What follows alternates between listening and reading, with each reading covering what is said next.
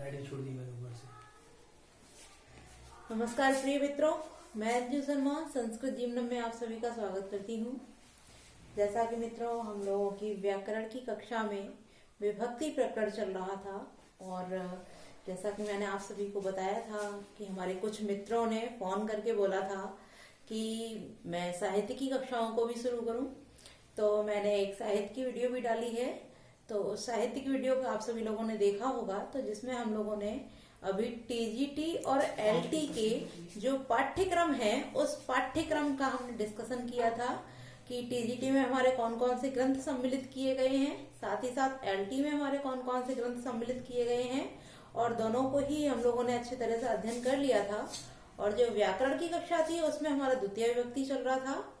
तो अभी मित्रों जैसा कि हम लोग द्वितीय विभक्ति का ही अध्ययन कर रहे थे, तो आज मैं विभक्ति प्रकरण आरंभ करूं उससे पहले हमारे जो कुछ सहयोगी मित्र हैं मैं उनका भी धन्यवाद करना चाहूंगी, जो हमारी वीडियो को लाइव देखते हैं और हमारे चैनल को सब्सक्राइब भी कर रखा है। जिन लोगों ने वीडियो को लाइक करते हैं, चैनल को सब्सक्राइब कर रखा है और वीडियो को लाइक देखते हैं, तो मैं सभी मित्रों से अनुरोध करना चाहूंगी कि वो लोग अधिक से अधिक आया करें।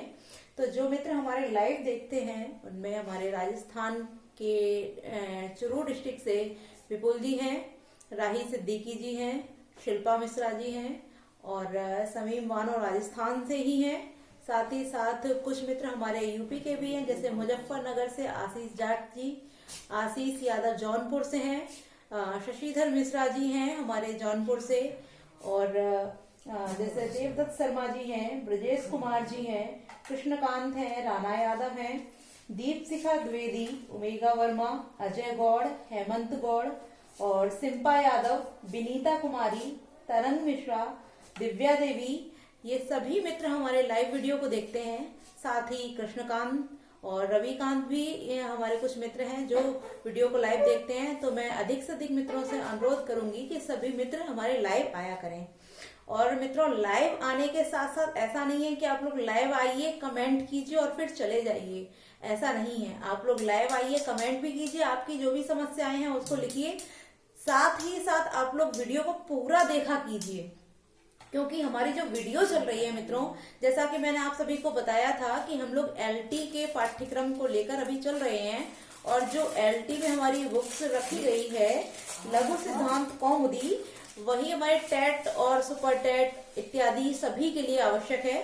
साथ ही साथ यूपी के अतिरिक्त जिन राज्यों में भी टेट इत्यादि या टीजीटी की जो परीक्षाएं कराई जाती हैं, जहां संस्कृत व्याकरण को सम्मिलित किया गया है, जिन परीक्षाओं में, चाहे वो राजस्थान हो, एमपी हो, हरियाणा हो, उत्तराखंड हो, यूपी हो, सभी के लिए जिन जगहों पर संस्कृत को पाठ्यक्रम में सम्मिलित किया गया है, उन सभी जगहों के लिए, चाहे वो कोई भी डिस्ट्रिक्ट हो मित्रों, उन सभी जगह के लिए हमारी जो व्याकरण की कक्षाएं चल रही हैं वो बहुत ही महत्वपूर्ण है।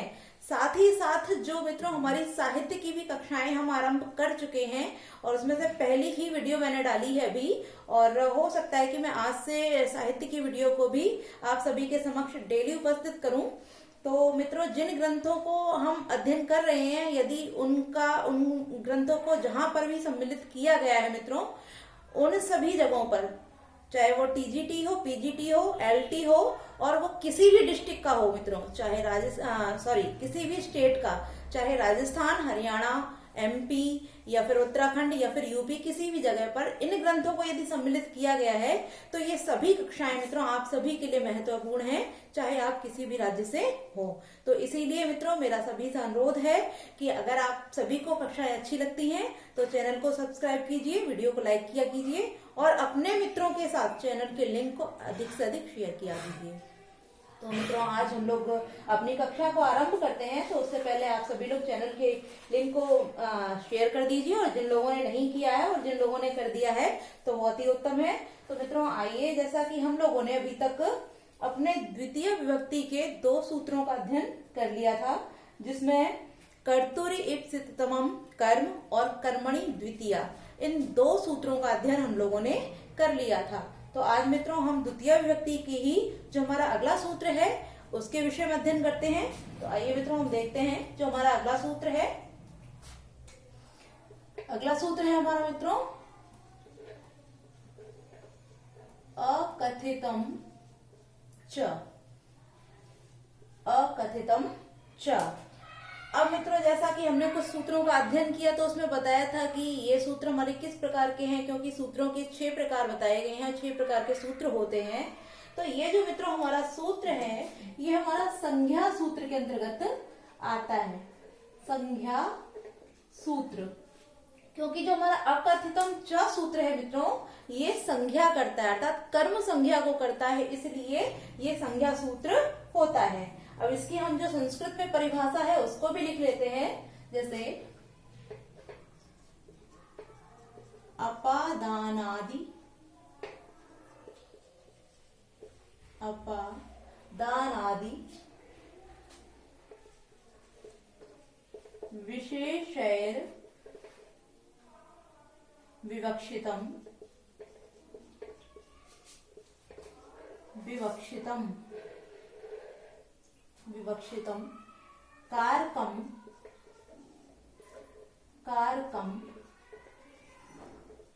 संज्ञम स्यात्, संज्ञम सॉरी कर्म संज्ञम स्यात्, जो होगा हमारा कर्म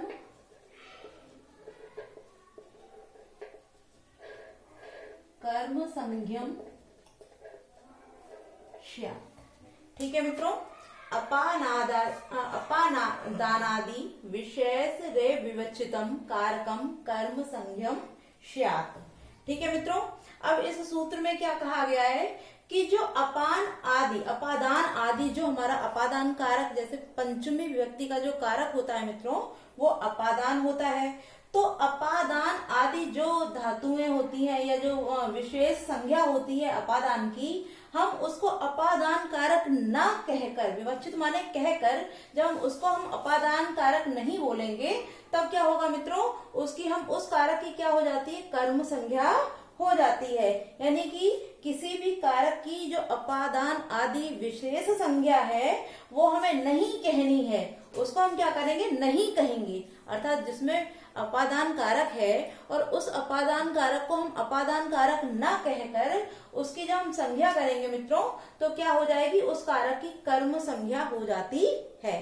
ठीक है मित्रों, यदि हम इसको दूसरी प्रकार से देखते हैं तो जो हमारा अकथितम च सूत्र मित्रों जो होता है वो क्या करता है, जो अकथितम च है इसमें मित्रों हमारी द्विकर्मक धातुएं आती हैं। इसको भी हम लिख लेते हैं कि इस सूत्र में क्या आता है हमारा मित्रों, द्विकर्मक, द्विकर्मक धातुएं आती हैं। ठीक है, जो अकथितम च है हमारा, उसके अंतर्गत द्विकर्मक धातुओं को सम्मिलित किया जाता है। और इन द्विकर्मक धातुओं की जो संख्या है मित्रों, वो संख्या है हमारी, द्विकर्मक धातुओं की जो संख्या है वो द्विकर्मक धातुएं कितनी है, 16 धातुएं हैं हमारी, 16 धातुएं। ठीक है, तो जो द्विकर्मक धातुएं हैं वो हमारे अकथितम च सूत्र के अंतर्गत आती हैं और उन द्विकर्मक धातुओं की संख्या मित्रों 16 मानी गई है। ठीक है, अब जो द्विकर्मक धातुओं से बनने वाले वाक्य हैं हमारे, उनमें यदि अपादान आदि कोई कारक आता है, जैसे मित्रों हमारी धातु है नी, नी जो धातु है उसका अर्थ होता है ले जाना। तो जब हम उसका एग्जाम्पल देखते हैं तो उसका एग्जाम्पल होता है जैसे गांव से बकरी को ले जाता है। तो अगर यहाँ देखा जाए तो गांव से बकरी को ले जाया जा रहा है, तो अर्थात जो गांव है उस स्थान से हम बकरी को अलग कर रहे हैं, विश्लेष हो रहा है वहां पर, तो वहां अपादान कारक हो जाता है, किंतु हम उसको अपादान नहीं कहते हैं। ठीक है, जब हम उसको अपादान नहीं कहेंगे तो उसकी क्या संज्ञा हो जाएगी मित्रों, उसी की क्या हो जाएगी, कर्म संज्ञा हो जाएगी। ठीक है, तो उसकी कर्म संज्ञा होने के कारण वहां पर द्वितीय विभक्ति हो जाएगी। ठीक है, अब द्विकर्मक धातुएं ही आती हैं अकथितम च सूत्र में, अर्थात और द्विकर्मक धातुओं की संख्या कितनी है मित्रों, द्विकर्मक धातुओं की हमारी 16 संख्या मानी गई है। तो आइए हम उन 16 धातुओं के विषय में भी अध्ययन कर लेते हैं कि जो हमारी द्विकर्मक धातुएं हैं, 16 धातुएं, वह 16 धातुएं कौन कौन सी हैं, हम उनको भी लिख लेते हैं। तो आइए मित्रों, हम सबसे पहले लिखते हैं हमारी जो द्विकर्मक धातुएं हैं उनमें दो, याच, पच, दंड, रुध, प्रक्ष, ची, ब्रू, सास, जी, मथ, मुश, नी, र, कृश, वह,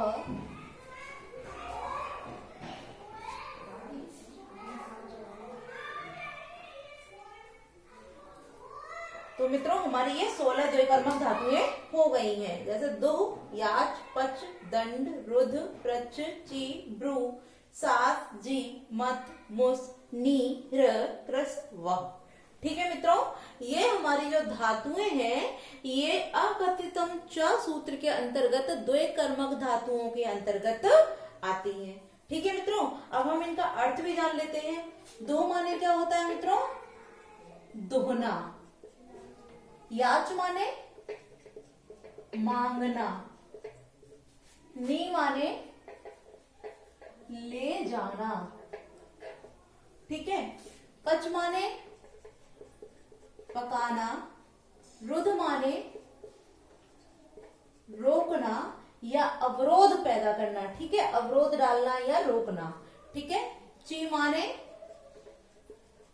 चुनना। शास माने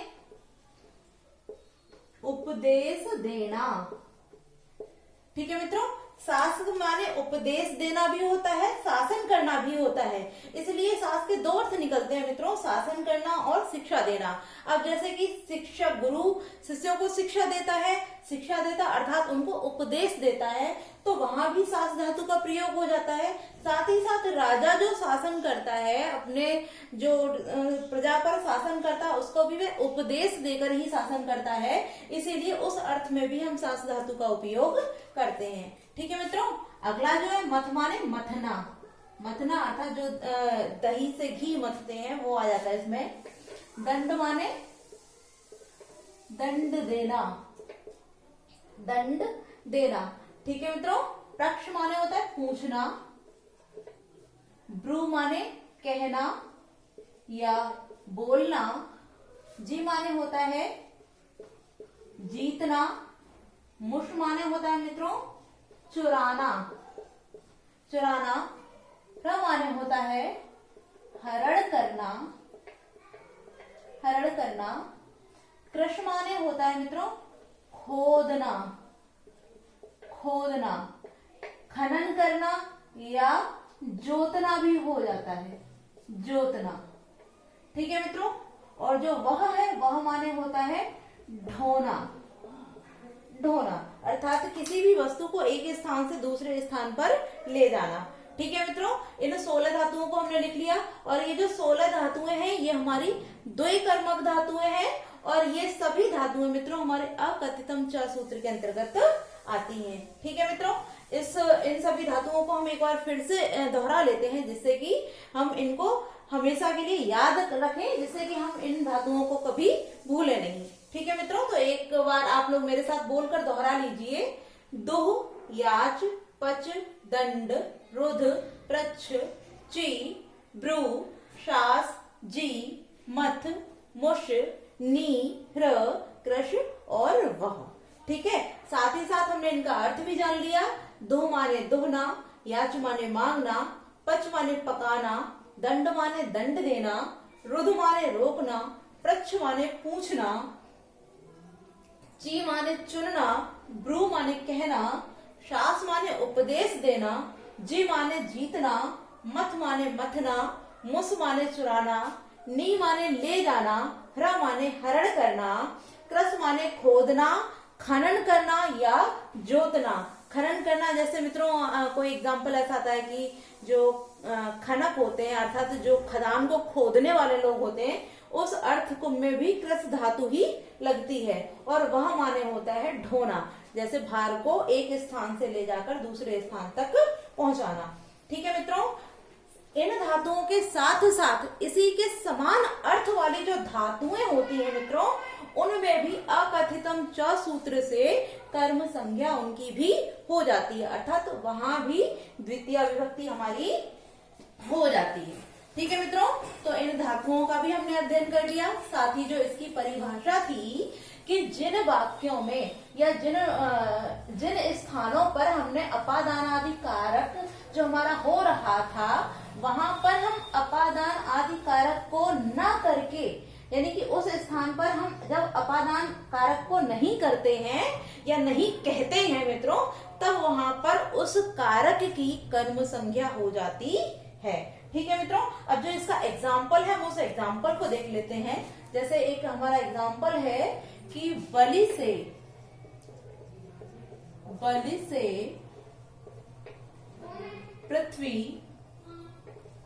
पृथ्वी मांगता है, बलि से पृथ्वी मांगता है। ठीक है मित्रों, अब जैसे हम देखते हैं यहाँ क्या बोला, बलि जो हमारे राजा बलि हुए हैं उनके विषय में वर्णन किया गया है कि उन बलि से, जैसे वामन अवतार वाले जो ब्राह्मण थे, अर्थात ब्राह्मण जो वामन अवतार भगवान विष्णु का हुआ था, उन्होंने राजा बलि से 3 पग भूमि मांगी थी। उसी वाक्य को भी यहाँ एग्जाम्पल में लिया गया है। तो जैसे मित्रों ये शब्द आ रहा है कि बलि से पृथ्वी मांगता है। यदि हम यहाँ कारक चिन्ह की बात करते हैं मित्रों, तो हम देखते हैं कि जो हमारा कारक चिन्ह है वो यहाँ से दिया है। ठीक है, अब से हमारा तृतीय विभक्ति का भी कारक चिन्ह होता है और पंचमी विभक्ति का भी कारक चिन्ह होता है। ठीक है, किंतु हम आगे यदि देखते हैं तो आगे क्या बोला है मित्रों कि मांगता है।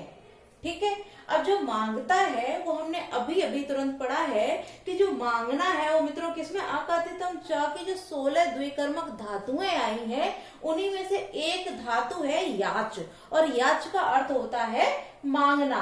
तो जब यहाँ मांग रहा है तो मित्रों क्या करेंगे, ये जो हमारा बलि है इसकी करण या अपादान कारक यहाँ न होकर इसमें मित्रों क्या हो जाएगा, कर्म कारक हो जाएगा। ठीक है, तो इस बलि का क्या हो जाएगा मित्रों, कर्म कारक, तो यहाँ बन जाएगा बलिम। ठीक है, अब पृथ्वी, क्योंकि पृथ्वी को मांगता है, यहाँ जो हमारा द्वितीय विभक्ति होगा पृथ्वी में, ये मित्रों यहाँ अकथितम च सूत्र से ना होकर कर्तुर् ईप्सितम कर्म से होगा, अर्थात कर्मणि द्वितीया से हो जाएगी। तो कर्तुर् ईप्सितम कर्म से होती है, तो पृथ्वी को मांगता है, तो यहाँ हो जाएगा वसुधाम बलिम। अब बलिम याचते वसुधाम।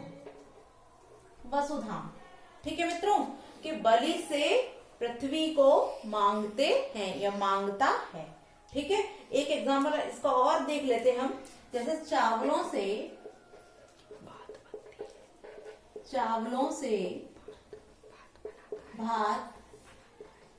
भात पकाता है। ठीक है मित्रों, चावलों से भात पकाता है। अब हमने देखा यहाँ भी क्या हो रहा है मित्रों, चावलों से भात पकाया जा रहा था, जहाँ करण कारण निश्चित है।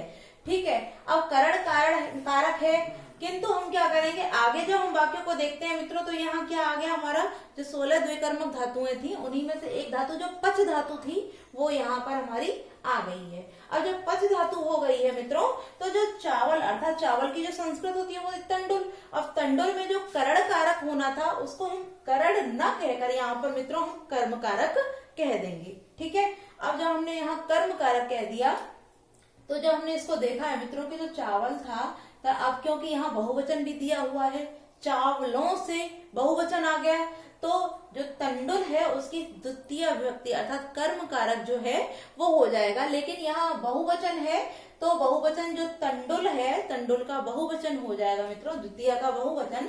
तो यहाँ जो हमारा शब्द बन जाएगा वो हो जाएगा तंडुलान। ठीक है, अब भात को हम ओदन बोलते हैं। अब यहाँ जो मित्रों भात को, क्योंकि भात को पकाता है, तो यहाँ कर्तुर् ईप्सितम कर्म हमारा सूत्र लग गया, तो यहाँ क्या हो जाएगा मित्रों, ओदनम। अब पकाने की जो संस्कृत है, हमारी धातु है, वो है पच। तो इसका जो वाक्य बनेगा मित्रों वो हो जाएगा तंडुलान ओदनम पचति। ठीक है मित्रों, तो ये सूत्र आपको बहुत अच्छे से क्लियर हो गया होगा कि जब यहाँ हमने देखा कि यहाँ भी तृतीया और पंचमी का ही जो कारक चिन्ह है वो दिया गया था, तो यहाँ पर भी या तो तृतीया होती या पंचमी, क्योंकि यदि बलि से मांगता है, बलि से अलग हो रहा तो अपादान कारक होना चाहिए था। ठीक है, और यहाँ जो तंडुलों से अर्थात चावलों से भात पकाता है तो यहाँ तो क्लियर हमारा करण कारक होना था, किंतु हमने इसको क्या बोला है मित्रों, हमने ना तो यहाँ पर अपादान कारक किया है और ना ही हमने यहाँ पर करण कारक कहा है। हमने इसको जब करण भी नहीं बोला, अपादान भी नहीं बोला, तो हमने क्या कह दिया मित्रों, अकथितम च के अंतर्गत जो द्वे कर्मक धातुएं आई हैं उन धातुओं के योग से हमने इसको कर्म कारक कह दिया। और जब कर्म कारक की इसकी संज्ञा हो गई, जैसे कर्म संज्ञम से आज कर्म संज्ञा हो जाए उसकी, जब कर्म संज्ञा इसकी हो जाती है 16 द्विकर्मक धातुओं की, तो जहां हमारा तृतीय व्यक्ति या पंचमी व्यक्ति होना था, अर्थात जहां करण कारक या अपादान कारक होना था, वहां करण और अपादान न होकर मित्रों क्या हो गई, उसकी कर्म संज्ञा अर्थात द्वितीय व्यक्ति हो गई, कर्म कारक हो गया वहां पे। तो यहाँ बलि का बलिम हो गया, यहाँ तंडुलान हो गया, और यहाँ जो वसुधाम और ओदनम में जो द्वितीय हुई है ये कर्तुर इप्स तमम कर्म से हुई है। तो आपने पूरे वाक्य अर्थात जो हमारा सूत्र था अकथितम च, उसको बहुत अच्छे से समझ लिया होगा। तो साथ ही साथ मित्रों हमारे जितने भी मित्र लाइव आते हैं, कृपया सभी लोग लाइव आया कीजिए, और आपको जो भी समझ में नहीं आता है उसको आप नीचे कमेंट बॉक्स में लिख दिया कीजिए। साथ ही मैंने एक कमेंट देखा था, जो कृष्णकांत जी हैं जिन्होंने कुछ कमेंट किया था कि मैम दोबारा समझा दीजिए, तो आप मुझे क्लियर करके बता दीजिए कि आपको कौन सी चीज समझ में नहीं आई थी, क्योंकि आपने ये तो लिख दिया कि दोबारा समझा दीजिए, लेकिन क्या समझाना है दोबारा ये नहीं बताया है। तो आप ये बता दीजिए हमें कि आपको क्या समझ में नहीं आया है, उस चीज को हम दोबारा से फिर क्लियर कर देंगे। तो आज के लिए मित्रों बस इतना ही, किंतु आप सभी से आग्रह करूंगी कि अपने अधिक से अधिक मित्रों को चैनल के साथ जोड़िए, और सभी मित्र लाइव आया कीजिए, साथ ही वीडियो को लाइक अवश्य किया कीजिए, और चैनल को सब्सक्राइब कर लीजिए यदि सब्सक्राइब नहीं किया है तो, जिससे कि हमारे आने वाली जो भी वीडियो है इनका नोटिफिकेशन आप तक समय से पहुंचता रहे। तो आज के लिए बस इतना ही मित्रों, नमो नमः।